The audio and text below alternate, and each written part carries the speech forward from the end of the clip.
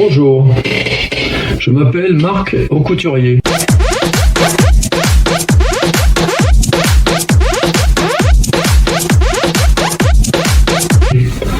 Après avoir déjà fait paraître 2 romans, Le labyrinthe de l'amour et Aïssata, je publie mon 3e ouvrage, Le signe de Julien. Pourquoi ce nom ? L'histoire qui démarre tragiquement par un accident de la circulation et la mort d'un jeune homme, c'est le dernier geste que celui-ci a adressé à son amoureuse.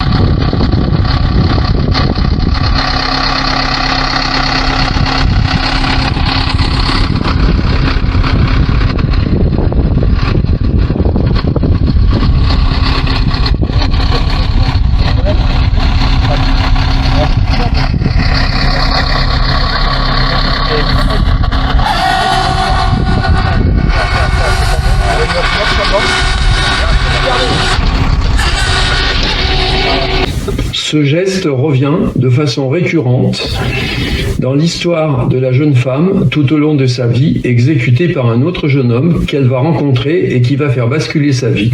Elle y voit là un encouragement de l'au-delà de son ex-compagnon qu'elle a gardé dans son cœur. C'est un roman qui nous entraîne dans le tourbillon de la magie de la vie, qui nous fait prendre conscience que rien n'est jamais joué et que des rebondissements imprévus peuvent nous placer sur un nuage après des années noires. La vie, c'est comme une boîte de chocolat, on ne sait jamais sur quoi on va tomber. Mon livre ne comporte pas de chapitres. L'histoire coule comme l'eau limpide d'un torrent de montagne. Chaque fois que je commence un nouvel ouvrage, il y a toujours un événement dans ma vie qui ouvre un tiroir dans mon esprit. Tous les écrivains, c'est bien connu, sont des pilleurs. Comme tous les gens de ma profession, je reste toujours à l'affût et je prends des notes très souvent sur mon smartphone qui en est rempli et qui me servent ou pas. Ce peut être une conversation entre des personnes autour d'un café à une table voisine, ou des bribes de conversation que j'ai eues dans un avion ou au cours d'une soirée. Parfois, ce qu'il en découle n'a rien à voir entre ce que j'écris et ce que j'ai entendu. Simplement, je suis conduit par mon esprit, par une idée que ces événements ont fait naître en moi. Pour l'instant, mes romans ne sont pas disponibles en podcast, mais j'envisage de les faire éditer en livre audio par la suite. Quand j'écris, je procède toujours de la même façon. Certains font un plan avec des fiches sur chaque personnage, leur nom, leur caractère, etc. Moi, j'attrape le petit bout qui dépasse et je déroule la plotte. Comme un comédien, je me fonds dans mes personnages et l'histoire me vient au fil de mon écriture. Quand je commence, je n'ai qu'une vague idée de la fin de mon ouvrage, qu'un événement de la vie quotidienne peut faire basculer du tout au tout. Par exemple, une partie de l'histoire devait se passer en Afrique. Puis des amis m'ont invité lors d'un séjour au Maroc, où je me rends souvent pour écrire, j'y possédais une maison, sur une plage qui m'a fait penser à l'Asie. J'ai beaucoup voyagé autour de la planète, ce qui nourrit mon esprit. Un déclic s'est produit et m'est apparu comme une évidence pour la suite de mon histoire. Le soir, une fois rentré chez moi, j'ai effacé une partie de mon écrit du matin pour la rédiger et la rediriger sur l'Asie. Comme tout écrivain ou peintre, un ouvrage n'est jamais fini. Quand j'arrive au bout de l'histoire, je fais un lissage. Je relis mon roman afin d'en corriger les fautes, et cela plusieurs fois. À chaque relecture, je modifie un dialogue, un mot, une phrase, et il n'est pas rare que 50 pages se rajoutent. Comme un peintre qui a toujours envie de rajouter un peu de bleu ou de rouge de ci, de là. D'ailleurs, je n'écris jamais le mot fin tout de suite, mais juste avant d'envoyer mon ouvrage à mon éditeur. Le mot fin est un déchirement. Je n'ai pas envie de me séparer de mes personnages avec lesquels je vis pendant plusieurs mois, le temps de l'écriture. Quand mon éditeur me renvoie mon texte, qu'il a soumis à un logiciel de correction, et que je suis obligé de relire mon œuvre, je me fais violence pour ne plus rien changer quant au texte. J'ai écrit le mot fin, c'est fini. Je ne touche plus rien. Quand je fais des dernières corrections, je cherche beaucoup sur Internet, car lors de l'écriture, tous les écrivains sont semblables. Nous sommes pris par l'histoire et nos personnages que nous habitons en oubliant parfois l'orthographe. Pour conserver une liaison avec ma langue originelle, je n'utilise pas de logiciel de correction. Il y a déjà la correction automatique sur mon ordinateur, à mesure que j'écris, qui est bien suffisante. Il faut garder la main sur sa langue et ne pas s'en remettre trop à des machines. Chacun pense différemment, c'est mon avis, qui n'engage que moi. Mon éditeur est les éditions Baudelaire, avec qui je travaille depuis le début. La première fois que j'ai voulu publier, j'ai eu la chance d'être accepté par une dizaine d'éditeurs sur une vingtaine contactés. Il faut savoir que chaque maison a ses propres thèmes de prédilection.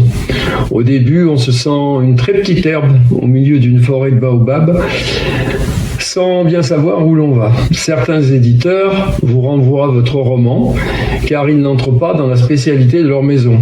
Certaines éditions préfèrent les gens connus, d'autres sont plus tournées vers le scientifique, d'autres encore sur la science-fiction, etc. C'est dire la difficulté d'être choisi. J'ai rencontré dans un cocktail la responsable des manuscrits d'une très grande maison d'édition de renom et justement je lui posais la question quant à ses critères de choix sur tel ou tel manuscrit. Je fus surpris de sa réponse. « Il y a 4 ans que je n'ai pas ouvert cette boîte mail », me répondit-elle. Mon éditeur me disait qu'ils reçoivent une vingtaine de manuscrits par jour, qu'ils jettent à la poubelle car truffés de fautes d'orthographe et de syntaxe ou abordant des sujets racistes, homophobes ou antisémites. Multiplié par le nombre d'éditeurs, je vous laisse faire le calcul. Pour info, 5000 livres environ sont publiés tous les mois. Ça tourne la tête. Bien sûr, il est toujours possible de s'auto-éditer, c'est-à-dire à compte d'auteur, mais ce n'est pas la même chose. Personnellement, je ne suis pas intéressé par ce mode, c'est à la portée de n'importe qui, il suffit de payer. Ce qui ne veut pas dire, dans ce cas, que le roman ne sortira pas au grand jour. Certains ont été découverts par ce biais. Dans mon cas, comme beaucoup de mes confrères, j'ai été édité à compte d'éditeur et donc passé le barrage du comité de lecture qui vote et décide qui sera édité. Je trouve que ce système est plus valorisant car on est reconnu par ses pairs. Sans vanité aucune, j'ai eu la chance, ce qui paraît au dire de mon éditeur, est très rare, de recevoir un message du comité dithyrambique à mon endroit, qui pourtant habituellement ne communique jamais avec les auteurs. Ce fut pour moi un bel encouragement pour ma première publication. Bien sûr, il est plus facile, si vous êtes hébergé dans une grande maison d'édition de renom, de voir votre roman sur les rayons des librairies, qui a plus de moyens pour la promotion et la distribution de votre ouvrage. En ce qui me concerne, lors de mes envois de mon premier manuscrit, je n'avais pas été rejeté par les éditions Gallimard. Il y a eu discussion au sein du comité de lecture, mais mon ouvrage n'a pas remporté la majorité requise pour une édition. Néanmoins, le grand patron de cette maison m'a écrit personnellement pour m'encourager à ne pas prendre cela pour un échec. Il était parti en vacances dans sa maison du Luberon avec mon livre qu'il avait aimé. Mon choix de lecture entre George Orwell et Agatha Christie va plutôt vers les deux, car j'aime lire de tout. C'est beaucoup plus enrichissant. Je n'achète plus de livres stars dont tout le monde parle sur les réseaux et les plateaux télé. À côté de chez moi, un clochard libraire récupère les livres qu'il trouve sur la voie publique et les revend sur le trottoir pour se faire un peu d'argent. Nous sommes 4 écrivains de mon quartier à compter parmi ses clients. En plus de le faire travailler pour gagner sa vie, je lis quantité d'auteurs inconnus que je trouve pour certains très intéressants, mais aussi des auteurs stars. Ce qui permet d'avoir en plus un large éventail. Souvent, après avoir lu les livres, je lui redonne, ce qui permet d'avoir une discussion sur l'ouvrage que j'ai aimé et de le faire partager à d'autres. Personne que je rencontre souvent devant son étalage sur le trottoir. D'ailleurs, plusieurs fois par hasard, j'y ai vu certains de mes ouvrages. J'ai déjà été approché pour mon premier roman par un grand metteur en scène de renom pour adapter mon premier livre au cinéma. Mais pour des causes diverses, le projet ne s'est pas fait. En ce qui concerne Le Cygne de Julien, il serait plus facile de l'adapter au cinéma car l'histoire se déplace beaucoup dans différents pays. Pour le théâtre, un récit plus statique serait plus adapté. Je n'ai pas de style littéraire de prédilection, bien que préférant tout de même les romans. Je préfère la découverte de pépites inconnues. Bien que l'époque fut et est toujours assez compliquée, les ventes en librairie ont augmenté de 15% cette année, en 2022, ce qui est encourageant. J'ai délaissé les salons car je n'ai pas assez de notoriété et la plupart des gens qui s'y rendent, c'est pour y approcher des stars de la littérature. Pour expérience, j'ai été sélectionné en 2019 pour le Festival Quartier du Livre présidé par Patrick Poivre d'Arvor et le maire du 5e arrondissement. Nous étions 80 sélectionnés, dont Patrick Poivre d'Arvor, Nicolas Sarkozy, François Hollande, pour ne citer que. Pour moi, c'était déjà une grande victoire d'avoir été désigné. Mais bien sûr, il y avait foule pour les séances de dédicaces de ces gens et quasiment personne pour celles des auteurs non ou moins connus. J'ai décidé, cette fois, de passer par les nouvelles techniques, à savoir les différents réseaux plus puissants que les salons. Je vais vous lire maintenant un extrait de mon livre, Le Cygne de Julien. La jeune femme vient d'avoir un coup de foudre pour le guide qu'elle a eu le premier jour de son voyage. Nous sommes le 2e jour. Le chauffeur les déposa, comme d'habitude, à l'entrée du site pour la suite des visites. Chantal, regardant son amie à la dérobée, l'a surpris à chercher, angle du regard, parmi tous les gens déjà arrivés. Quelle ne fut pas sa déception de voir le drapeau français tenu par une jeune femme. « Bonjour, je m'appelle Chaume, c'est moi qui serai votre guide aujourd'hui. » Chantal put lire la tristesse sur le visage de Ludivine, mais elle n'en dit rien, ne voulant pas aggraver le chagrin de son amie.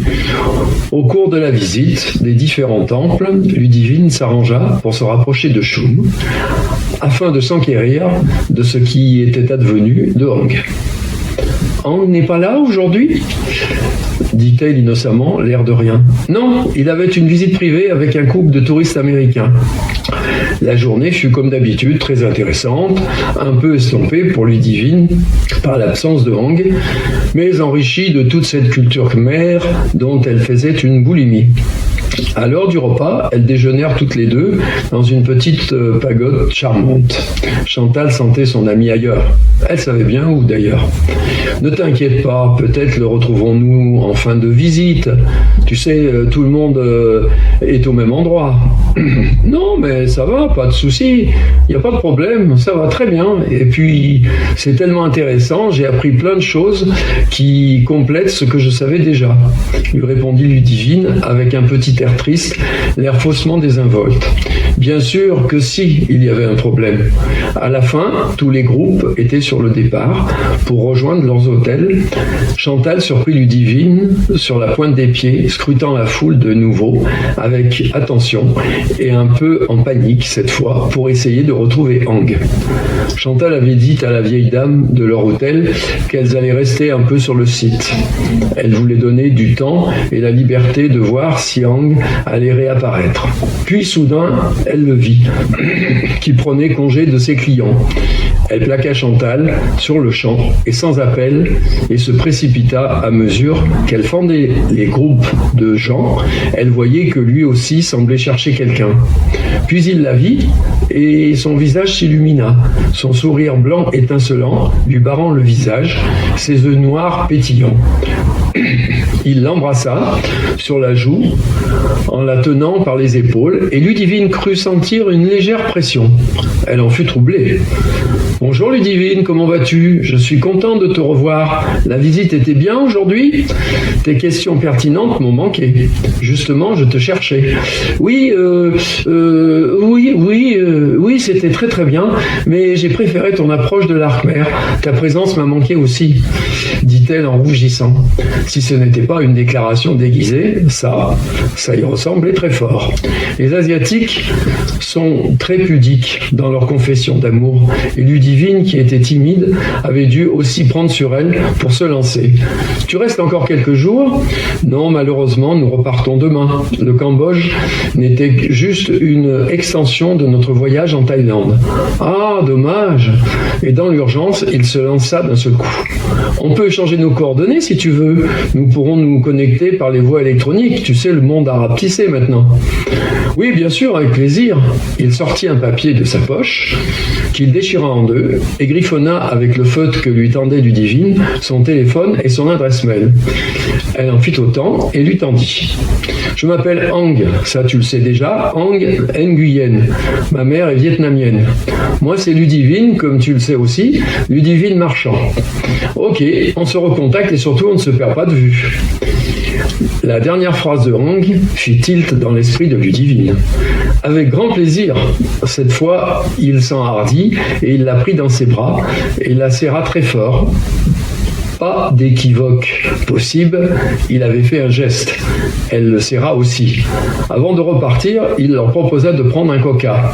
Elle accepta évidemment et invita Chantal à regret, qui n'avait eu jusqu'alors que très peu de contact avec lui. On parla d'Arkmer, bien sûr, mais pas que. Il leur dit qu'il aurait envie de revoir Paris, où il n'était pas retourné depuis la fin de ses études. Immédiatement, Ludivine lui proposa de l'inviter quand il voulait. Il lui sembla que la main de Hang frôlait la sienne, qu'elle avait laissé traîner sur le banc sur lequel ils étaient assis, non sans intention de sa part d'ailleurs. Puis ils se quittèrent. Avant de partir, Chantal, toujours empreinte de bonnes idées, proposa de faire des portraits de Hang et de toutes les deux. Elle se disait que ce serait sûrement utile une fois rentrée. Il la prit tranquillement par les épaules, rapprochant sa joue de la sienne pour les clichés.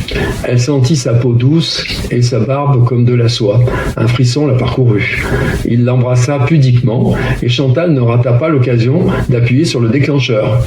Cette fois encore, il la serra dans ses bras plus fort et lui donna un discret baiser, cette fois au coin de la bouche. On avançait. Elle le regarda partir, les larmes dans les yeux, lui faisant signe jusqu'à ne plus le voir. Lui se retourna aussi jusqu'à disparaître. Il lui envoya un baiser qu'il souffla dans sa main. Une vive émotion parcourut de bas en haut Ludivine et fut troublée, se rappelant le dernier même geste de Julien. Elle eut l'impression que c'était un signe de lui, qui lui disait « Vas-y ma puce, il faut le faire, il faut continuer ta vie ». Cela l'encouragea fortement. Elles rentrèrent à l'hôtel, Ludivine un peu plus mélancolique que d'habitude. Bah dis donc, c'est une affaire qui roule, je suis contente pour toi. Oui, je dois dire que cette fois, je suis troublée par ce garçon, il faut le reconnaître. C'est, je crois, ce que l'on appelle un coup de foudre. Chantal l'engagea discrètement à être prudente sur les amours de vacances à l'autre bout du monde. Tu sais, fais quand même attention de ne pas sombrer dans un enfermement psychologique à nouveau. Je ne veux pas te décourager, bien au contraire. Mais tu es à Paris et lui ici. Même si l'amour peut déplacer des montagnes, oui, je suis lucide, on verra bien. Mais néanmoins, je le trouve charmant et il a l'air très gentil. Sitôt rentrés dans leur chambre, pendant que Chantal prenait sa douche, elle ressortit le papier qu'Hang lui avait donné. Quand elle le déplia, quelle ne fut pas sa déception. Elle ne pouvait pas le croire. C'était un bouleversement pour elle. Merde, merde, merde, merde, merde et merde, se dit-elle intérieurement. Catastrophe. L'extrême humidité du pays avait fait baver le feutre et l'écriture était illisible. Un instant, elle paniqua, puis réfléchit. Heureusement qu'il lui avait donné son nom. N'ayant pas le Wi-Fi dans la chambre, il était possible néanmoins de se connecter depuis le bar. Elle se précipita au dehors. En passant devant la porte de la salle de bain, elle cria à Chantal « Je reviens, je vais au bar !» Ok. Chantal sentit dans sa voix un vent de panique et un empressement, certain. Elle claqua la porte et se rendit dans l'endroit, presque en courant, le cœur battant comme affolé. Il devait sûrement avoir le même problème, puisqu'elle avait décrit avec le même stylo feutre sur le même papier qu'ils avaient partagé. Elle entreprit une recherche sur Facebook. Elle trouva sa page et y laissa un message soft. Le papier est indéchiffrable, l'humidité a fait baver l'encre, rappelle-moi. Puis l'attente commença, interminable. Toutes les 2 minutes, elle regardait son portable, toujours rien. Elle retourna à la chambre, se doucher et en profita pour conter à son amie sa mésaventure. Sitôt prête, elle retourna au bar, toujours rien. Elle sentait l'angoisse la gagner et 1000 questions se percutaient dans sa tête. Dans ses réflexions internes, elle se disait « Et si c'était un dragueur, rien de plus ?» Pourtant, elle avait eu l'impression de quelque chose de fort entre eux. Peut-être s'était-elle trompée. Chantal lui avait dit qu'il fallait se méfier des touristes et il en rencontrait tous les jours. Beau garçon et intelligent comme il l'était, il ne devait pas manquer de sollicitations. Ludivine sentait son sentiment s'effriter et retomber comme un soufflet sortant du four, et le ciel s'assombrir. Quand elle consulta son portable, pour la 1e fois, sur l'icône de Facebook, il y avait une petite pastille rouge avec le chiffre 1. Son cœur ne fit qu'un tour. Prestement, elle ouvrit l'application, ce n'était pas lui. Et l'attente interminable reprit de plus belle. Les minutes étaient devenues des siècles. Puis à nouveau, la petite pastille rouge apparut sur l'icône. Son corps s'emballa de nouveau. Quand elle appuya, elle sentit la pression retomber. Quand elle vit sa photo s'afficher sur son écran, elle l'avait retrouvé. Lui aussi avait eu le même problème. Ils passèrent en privé sur Messenger et échangèrent de nouveau leurs coordonnées plus personnelles. Ludivine appela son amie au téléphone et l'invita à la rejoindre pour prendre un verre au bar. Elle, qui ne buvait pas, se commanda un whisky. Elle en avait besoin. L'émotion avait été trop forte. Quand Chantal arriva, « Eh ben dis donc, tu bois maintenant ? Tu es sur la bonne route, ma chérie !» lui dit Chantal en riant et en l'embrassant. Maintenant, Ludivine avait laissé tomber sa pudeur quant à cette affaire. « J'ai eu si peur de l'avoir perdue, tu sais, je pense que je suis vraiment amoureuse. Je pense que c'est un coup de foudre. » Réciproque, et c'est si bon d'être à nouveau sur un nuage, même si je ne sais pas ce que va donner par la suite cette affaire et quelles sont ses intentions. Et puis, comme tu dis, il faut être prudente.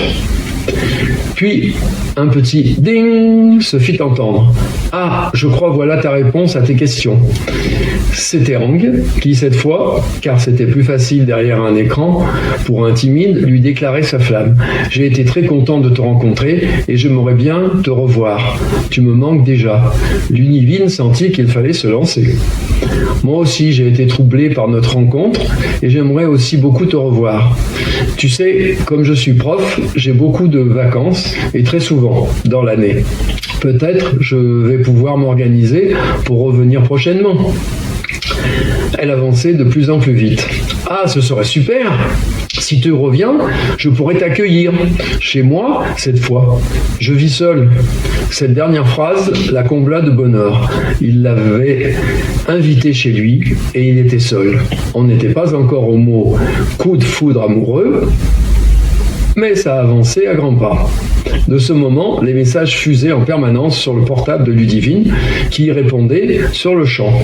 Ce soir-là, elles dînèrent, Chantal seule devant son assiette, et Ludivine en communication avec Hang. À peine avait-elle envoyé un message que le ding de la messagerie retentissait. « Excuse-moi, ma chérie, de te délaisser un peu, mais je suis obligé de répondre, je ne peux pas faire autrement. Il faut que j'avance. »« Ne t'inquiète pas pour moi, je suis tellement contente de te voir renaître à la vie. J'espère que cette interview et l'extrait de mon roman vous a éclairé sur ma personnalité. Je remercie les jeunes ordinaires qui m'ont déjà permis par le passé de publier des interviews. »